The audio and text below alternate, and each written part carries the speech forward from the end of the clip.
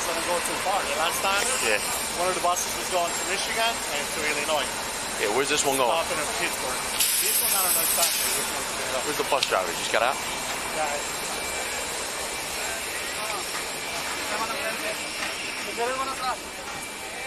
What's going on, brother?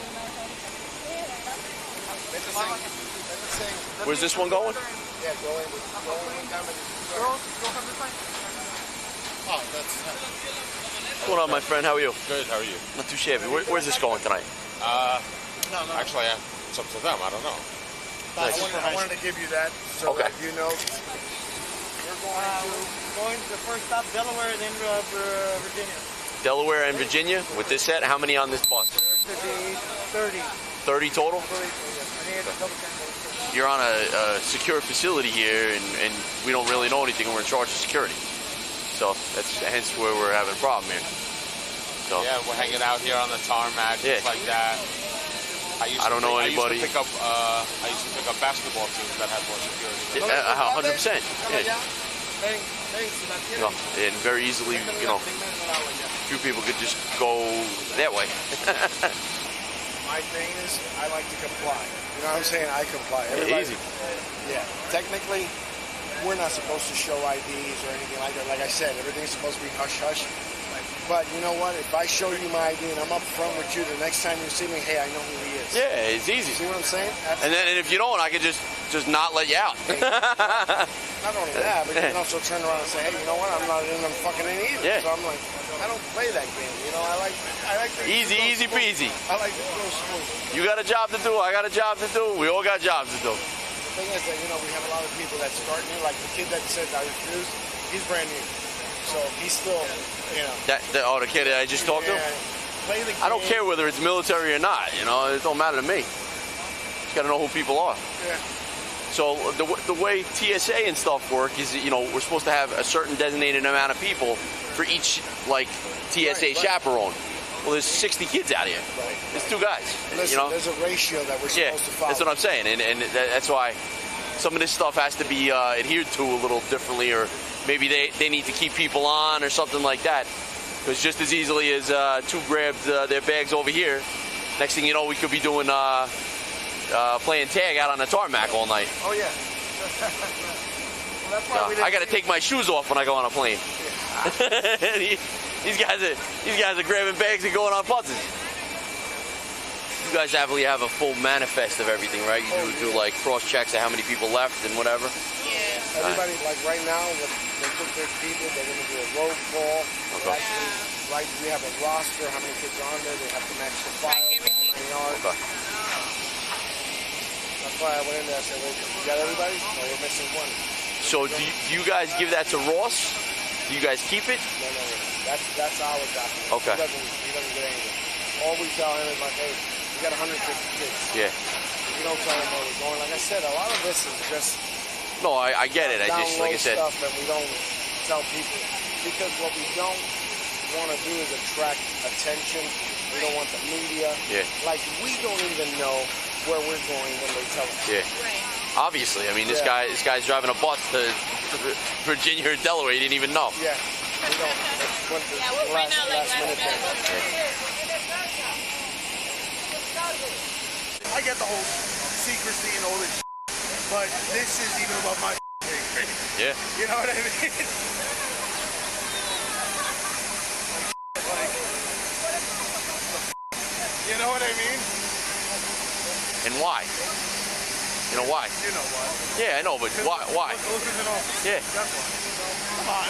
No, but what's the big secret? Everybody knows it's happening. You know why? Because if it gets out, the government's betraying the American people.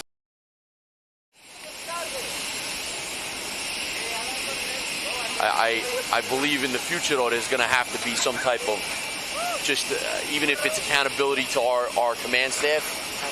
Listen, because, like I said, with the amount of people and everything, it's just, it's not. I gave you that paper. That's your opportunity to pass on to your people and say, hey, this make is some phone calls. Yeah, we need this here and this, and that way. Our upper echelon guys were like, how many? What's going on? And like, for us to not have any answers is like, you know, what are you doing over there? You know, so Got to make sure everything is on there. He said 150.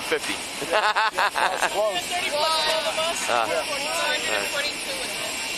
Sometimes it could be 150. All right. Sometimes it's 138. Sometimes it's 30. Yeah, I mean, we chaperone one kid at times.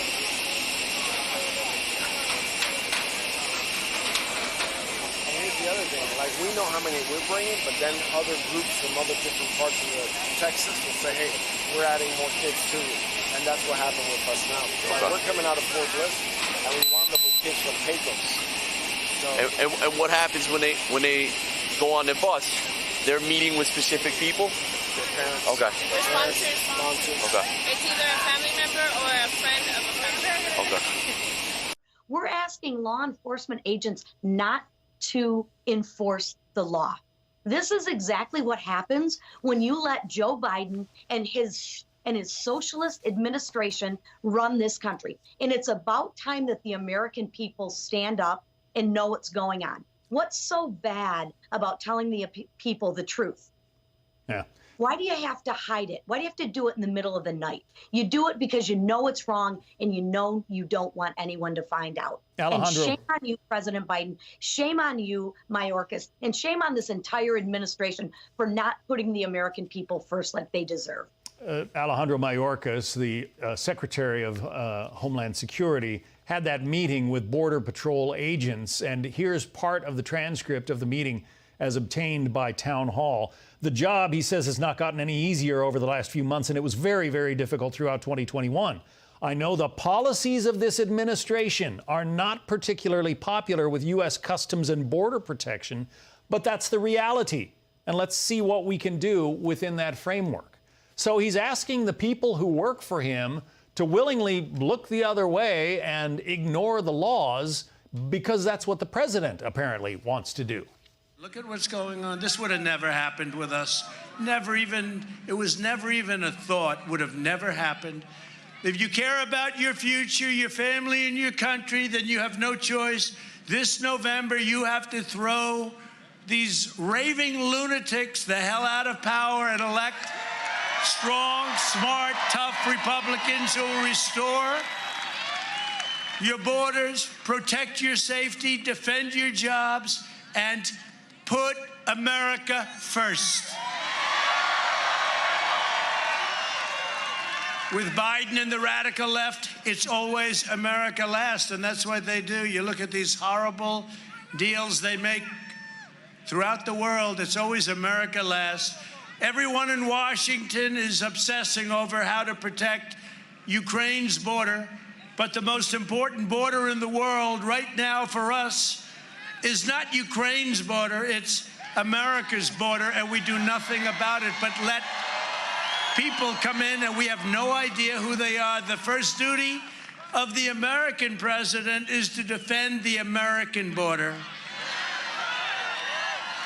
Before our leaders talk about invasions of other countries, they need to stop the invasion of this country.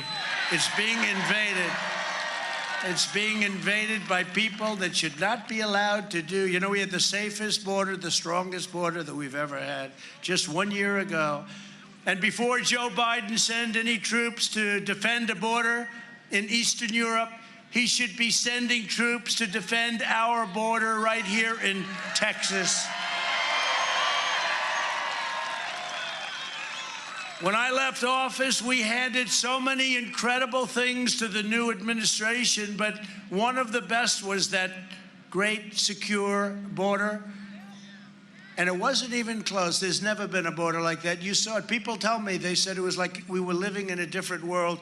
It was so nice. They had never seen it.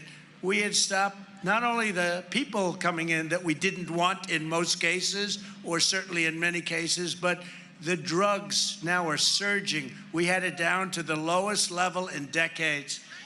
Yet under Biden, over 5 million people trespassed illegally across our border last year alone. Think of it, 5 million people, and we have no idea who the hell they are or where they came from. But you'll be paying a price for years to come This was not a minor incursion. This was the single largest mass border incursion probably in the history of the world. There's never been a country that would allow this to happen. You can go to third world countries or fourth world countries. They wouldn't allow this to happen. Normally, a nation has to lose a war to a foreign power in order to lose its border. And yet our border has been surrendered. And look, we have surrendered our border. It's been surrendered by our own president and the Democrats, just like Biden surrendered to Afghanistan. And now the entire planet is intruding across it as though America had been defeated on the field of battle. There's no other excuse for it.